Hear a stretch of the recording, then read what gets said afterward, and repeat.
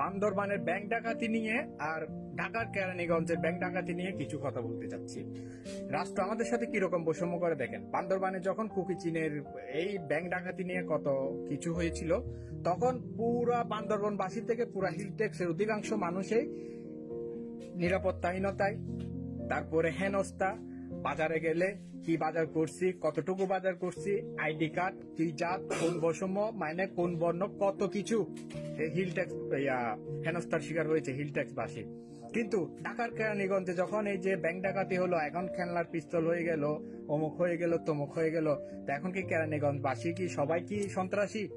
যেভাবে আমাদেরকে হিল ট্যাক্সে মানে কোনো জায়গায় কিছু হলে এবারে যে পাহাড়কে পুরো পাহাড়বাসীকে সন্ত্রাসী ঘোষণা করে দেন, তারপরে অমুক তমুক মন্তব্য করে ফেলেন, এখন কি কেরানীগঞ্জের বাসী কি কেরানীগঞ্জ বাসী কি সবাই কি ডাকাত?